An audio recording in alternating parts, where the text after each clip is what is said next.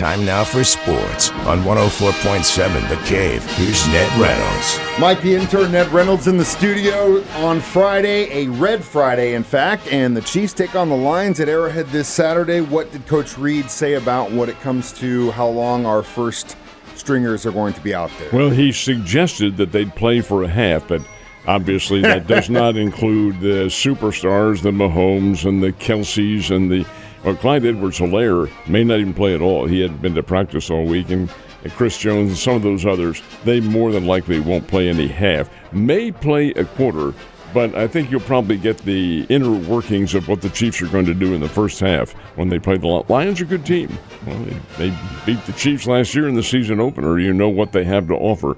But what they do is an interesting thing, too, because it depends on how they are formulating their roster. There's so many variables involved. The Chiefs are a favorite in this game, but don't put any chocolate chips, gang. Anything can happen. Yeah, obviously you don't want to put any money on any preseason game. It's hard enough putting any money on a regular season game in the NFL. Speaking of which, last night your green and white were out flying against the Patriots. Is that right? Beat the Patriots 14-13 in this game, and what's really, to me, and I do follow Philadelphia fairly closely, is that Jalen Hurts, their starting quarterback, didn't play last night. Didn't play in the first game either. He's obviously not going to play in the last game. That's the one where you don't play anybody. So his first start will probably be Philadelphia's opener in Sao Paulo, Brazil, when they play the Green Bay Packers. I think what Coach Sirianni is probably doing with Philadelphia is guarding against any kind of injuries and giving the backups plenty of time to get the game plan in vogue, so to speak, because they may be used quite a bit. Hurts has a tendency to be on that injured list quite a bit. But anyway, it's Philadelphia 14, New England 13. When it comes to the holidays in the fall and the winter, the NFL pretty much has it lock and key. I mean, Thanksgiving, obviously, and of course Christmas. But now the NBA is trying to kind of take over a little bit. It's kind of vice versa, because the NBA's always had Christmas Day as the their NFL coming is out encroaching party. on the NBA. Yeah, that's exactly what they're doing. The NBA has 5 games scheduled. Now, this is their coming out party on TV. This is always when they get the big ratings.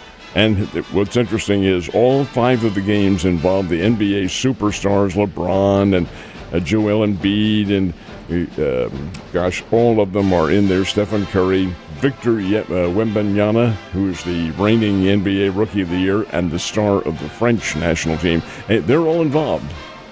All involved. But the key is, how will they do in the TV ratings? Because those 5 games will be up against the Kansas City Chiefs versus the Pittsburgh Steelers, and the Baltimore Ravens against the Houston Texans. Interesting numbers game coming up.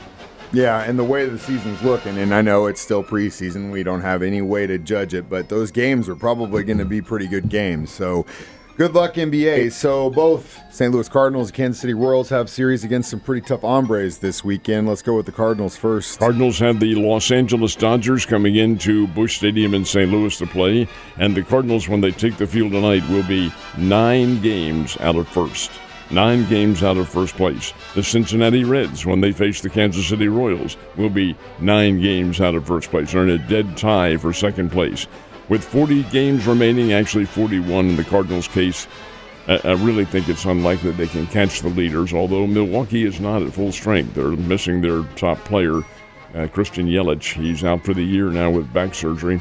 And the Royals, the Royals are 6 games back at the Cleveland Guardians, but the Royals are right on the cusp in the wild card hunt, and they have a great chance of getting in because of that. So, indeed, we have a number of circumstances going on that this reporter finds very interesting, with just over 40 games remaining. A long way. That's a long way. It'll be interesting to see how these teams are able to work out the dog days of August and into early September, when things can get a little bit trying. Now, the Springfield Cardinals did play last night, played the Frisco Rough Riders down in Frisco, Texas. Game tie 8-8 in the 9th inning. Springfield Cardinals come up in the 10th, score 2 runs, and win the game 10-8. Springfield is winning games that they used to, a number of years ago, lose in circumstances like that. But this year they are winning them. And R.J. Yeager, who has been with the Cardinals this year, had 4 of the Cardinals' 10 runs off his bat. That is very, very good. Absolutely. And it's good to see that kind of development in your farm system, especially for what's going on with the big guys right now. The FedEx St. Jude Classic is going on in Tennessee. Who's in the lead right now? Chris Kirk has the lead. He shot at 6 under par, and that's a very good opening round in Memphis, Tennessee. This is the first of the 3-match playoffs in pro golf. Now, it all ends in 2 weeks or 3 weeks, I guess it is, in Atlanta, Georgia, with the FedEx Championship game. That's 30 players. The field is cut after each of these tournaments. After the Memphis one ends on Sunday, the field will be cut to 50. They go to Colorado to play, and after that, the field is cut to the final 30, and they play for the championship. And Mike, the winner of that championship, personally gets $25 million.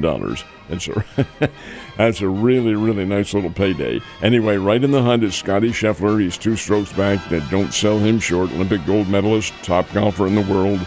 And Rory McIlroy, very much in the contention, too, in this one. So a long way to go in Memphis in a very important tournament. Definitely is, and that's a big old purse and a great weekend for whoever takes it home. All right, so Chiefs, second week of the preseason. They're at home against the Lions. Kickoff at 3. That means Ned Talk starts at 1. It does indeed. 1 o'clock for the Ozarks pregame show. This is our local one, Ned Talk, and it goes from 1 to 2. And then at 2 o'clock, it is the Chiefs' official network pregame show with the whole crew being involved in that one. Then the game itself at 3. Should be a pretty good game. Kansas City is a 4.5-point favorite, but indeed, folks, don't mess around with the exhibition games. It is a very important one. Some of the players who have the bumps and bruises probably will not see any action, but Patrick Mahomes will, since he's very rarely injured anyway. So the fact is, it could be a lot of fun. But the kickoff is at 3. Pre-game shows begin at 1. Going to go up to it. Excited. The weather's looking nice. Sunday 9. And from a guy who actually was at one of the coldest games at that place last year, I'll try to remember that day while I'm sitting there in flip-flops on Saturday. Ned, you have a great weekend. I'll see you on Monday.